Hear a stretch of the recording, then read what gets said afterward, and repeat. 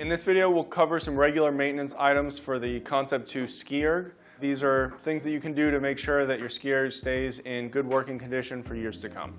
We do suggest that you clean the handles with any regular all-purpose cleaner, surface cleaner, nothing with bleach in it, but generally clean the handles after each use to make sure they stay clean and ready for the next use. We'll also want to check the condition of the handle cords regularly to make sure that they're in good shape. To check the handle cords, we're just going to go one at a time. We will pull them all the way out to make sure that we can check the whole length. What I'm looking for is just any fraying, cuts, any excessive wear.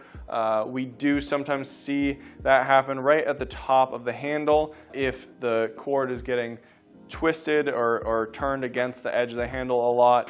So we just want to check and make sure that those aren't excessively frayed or looking like they're about to break. We can check the other side as well, and everything looks good there. So these handle cords are good to go. If you do find excessive wear, cuts, fraying, anything like that on your handle cords, we have replacement handle cords readily available, and we have another video showing how to install those as well. Every once in a while, we do want to check all of our fasteners on the frame and the floor stand to make sure they're all tight and secure, especially if we notice any movement of the machine while we're using it. These are probably where that movement is coming from. We'll just need a T27 to check that. I'm going to start kind of from the top down, everything that we screw in when we originally assemble the machine when it's new. We'll start on either side. We have the two T27s that attach this top bracket. I'm just going to make sure those are nice and tight.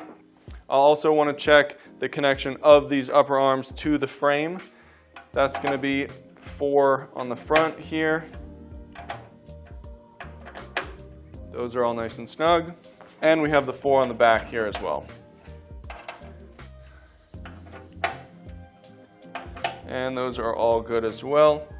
Moving a little further down, I want to check the connection between the bar here, the brace bar on our floor stand, and the frame itself. That's going to be 4 T27s on the back. Since I'm already on the bar, I will check these front ones. These are pretty common one to loosen up on us, so we might see these moving. Now I'll check the connection between the frame itself and the floor stand here. That's going to be 2 fasteners on either side. Right here is going to be along this back panel here as well. And the joint between the universal bracket and the frame itself as well has 4 T27s on the back. And same thing on this side.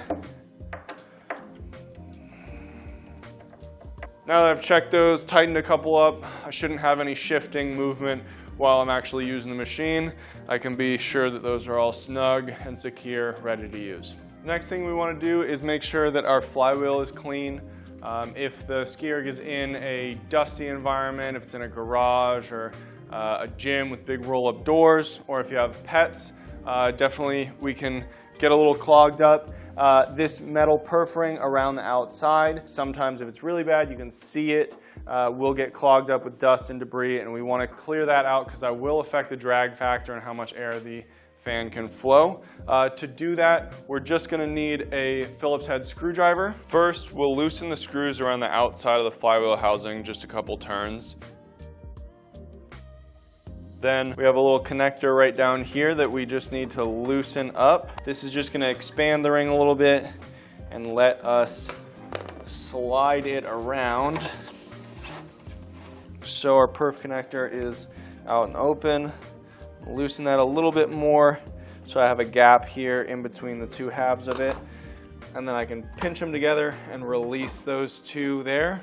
Once that's apart, I'm just going to go ahead and feed this out around, making sure it slips through these sections here, and we have it out. I want to make sure that I don't bend or crease this at all. Once we have this out, if this is dirty, we can wipe it off, wash it off, spray it off, whatever we need to do to get that nice and clean. and then dry it as well. If the flywheel itself is real dusty, or if there's still a bunch of dust debris inside this flywheel housing, we can tuck a vacuum in here and vacuum out the flywheel, spin it around, and do our best to get this as clean as possible. Now to put the perf connector back in, it's going to go back in the same way we took it out. I'm just going to start feeding it through the connections between the inner and outer flywheel housing, making sure that I have that lined up there. And it will just set down into the notch on either side. And once I have both ends of the perf connector in this section here, I can fit them back together. Now I'm just going to rotate this a bit further so that perf connector is back down underneath this connection here, and tighten it up again. Don't need to crank down on this super tight. I just want to snug it up so it sits nice and flush all the way around.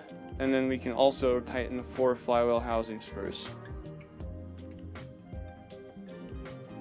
Another important part of SkiErg maintenance is updating the firmware on your monitor. We release new firmware for the PM5 generally about twice a year, and it is important to keep that up to date. The easiest way to do that is via the free Concept2 SkiErg의 app. You can get that app on any iOS or Android mobile device. And when you connect wirelessly via Bluetooth to the monitor, the app will let you know when there's an update available. You can follow the prompts in the app to update. The process usually takes about 10 to 12 minutes. You can also connect the PM5 to the Concept2 utility program on a Mac or Windows computer, but the SkiErg의 app is generally the easier, quicker way to go about that. Keeping up on the maintenance of your SkiErg and checking these things every once in a while will make sure that your SkiErg stays operating properly for years to come. If you have any issues beyond general maintenance, don't hesitate to reach out, give us a call, shoot us an email. We're always happy to help.